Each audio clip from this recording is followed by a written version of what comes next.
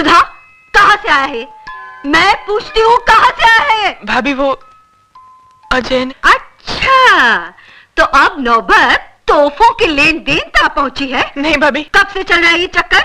ऐसा कुछ नहीं है जैसा आप समझ रही हैं। झूठ बोलती है कलमुही, बहुत उबाल आ रहा है ना तेरी जवानी में।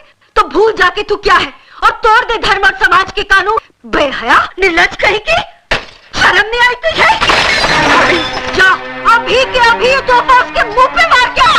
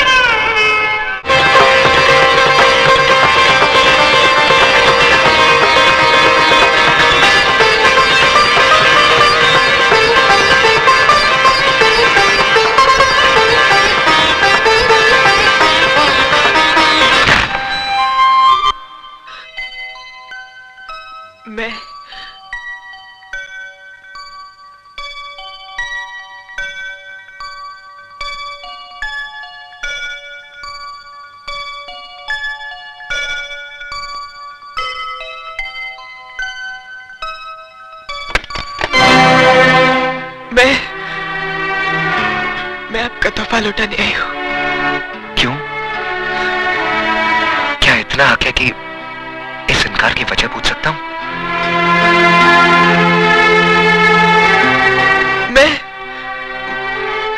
मैं इस तोहफे के लायक नहीं हूँ। झूठ बोल रही हो तुम। सच तो यह है कि तुमने मुझे कभी अपने प्यार के काबिल ही नहीं समझा। नहीं अजय बाबू, ऐसी बात नहीं है। यही बात है, वरना तुम मेरे प्यार को इस तरह ना ठुकराती। सुधा, मैं तुमसे वादा करता हूं सुधा कि जिंदगी की हर खुशी तुम्हारे कदमों पर लाकर रख दूंगा। तुम्हारी एक मुस्कुराहट की खातिर अपनी जान तक लुटा दूंगा। बस मुझे एक मौका दो सुधा। अजय बाबू, जो खुशी आप मेरी झोली में डालना चाहते हैं, मैं उसके काबिल नहीं हूं और ना ही ये समाज मुझे इस बात की इजाजत देता है, क्योंकि जिस बात के सैलाब में बहते वक्त मैं ये भूल गई थी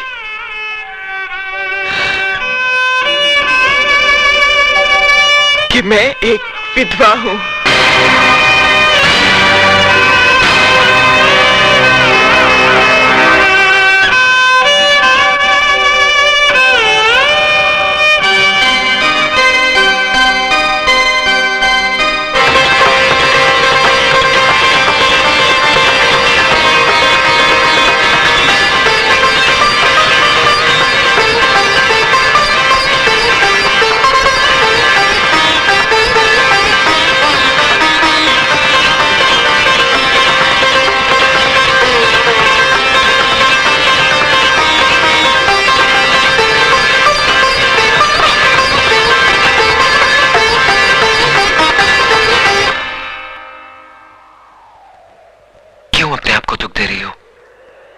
ये दुख तो मेरा मुकद्दर बन चुका है। अगर तुम मेरा साथ दो तो मुकद्दर बदल भी सकता है। लाशों के मुकद्दर नहीं बदला करते अजय बाबू। तुम लाश नहीं हो सुधा, एक जीती जागती लड़की हो जिसके सीने में दिल भी है, जज्बात भी और अरमान भी। हाँ, और एक जिस्म भी है जिसके साथ तू खिलवाड़ करना चाहता है। आंखें किसे दिखा रहा है? किसे दिखा रहा है ये बड़ी बड़ी आंखें? आओ बस्ती वालों, देखो एक विधवा की अपने आशिक के साथ रचाई रासलीला देखो। क्यों मेरा तमाशा बना रही हो भाभी? तमाशा तो तू बना रही है कलमुही। अरे शर्म के गहने तो तूने बहुत पहले उतार दिए थे। इस शरीर पे जो 2-4 कपड़े बचे हैं ना, इन्हें भी उतार दे ताकि ये तेरी जवानी की ज्वाला को शांत कर सके। ये कैसा बात करता है मेंतुम? और ये किसका इज्जत उतारता है?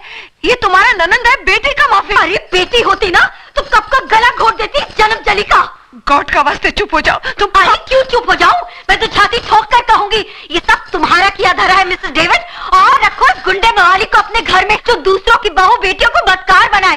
अरे तुम्हारा क्या है? तुम्हारा तो ना मियाँ है, ना बेटा, ना बेटी। तुम्हें तो सिर्फ पैसे से मतलब है। क्या बोला तुम?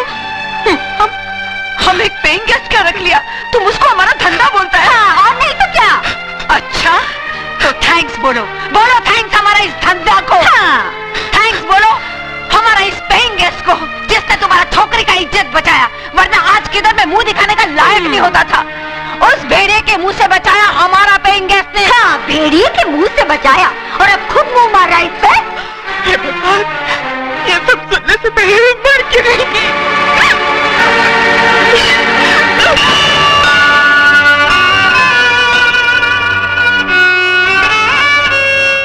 पागल हो गई हो तुम?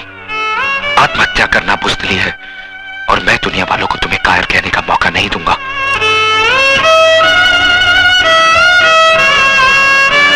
मैं पूछता हूं, कौन सा पाप, कौन सा गुनाह किया है इसने? किस जुर्म की सजा दी जा रही है इसे? क्या एक विधवा को दोबारा जिंदगी बसाने का हक नहीं? क्या उसे भी हंस खेल कर जीने का हक नहीं? अगर ये समाज इसे इस बात की इजाजत नहीं देता तो ठोकर मारता हूं मैं ऐसे समाज को। आज मैं सबके सामने भगवान को साक्षी मानकर इसे अपनी पत्नी बनाने का ऐलान करता हूं।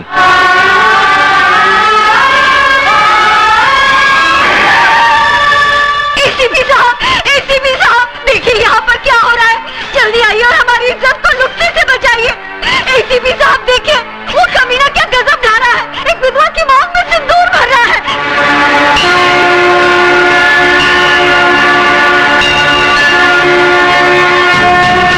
रुक जाओ अजय,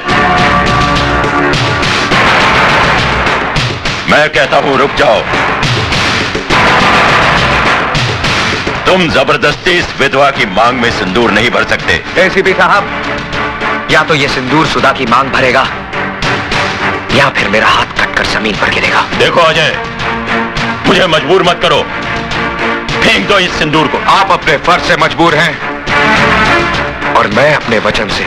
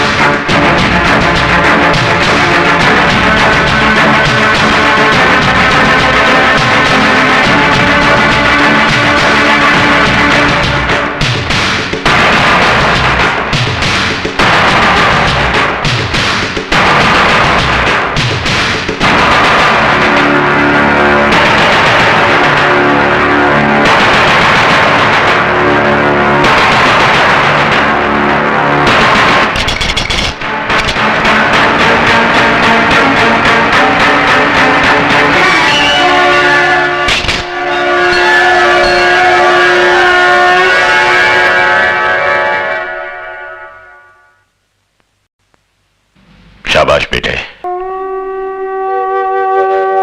मैं तो तुम्हें आजमा रहा था। आज तुमने यकीन दिला दिया कि तुम्हारे हाथ दूसरों पर उंगलियां उठाने के लिए नहीं, बल्कि किसी की जिंदगी संवारने के लिए बड़े हैं। ये लोग क्या जाने कि एक विधवा को जीने का अधिकार देना कितना बड़ा पुण्य है। भाभी तो मां समान होती है और तुम ये फर्ज नहीं निभा सकी, लेकिन मैं इनका पिता बनकर इन दोनों को आशीर्वाद देता हूं। आज के बाद अगर किसी ने इन दोनों पर आंख उठाने की जरूरत की तो वो शिवचरण का सबसे बड़ा दुश्मन होगा। क्या है? सर, कमिश्नर साहब ने आपके लिए इंपॉर्टेंट फाइल भेजी। ठीक है, मैं उसे देख लूंगा, तुम जाओ। सदा सुखी रहो। Sir, thank you. God bless you.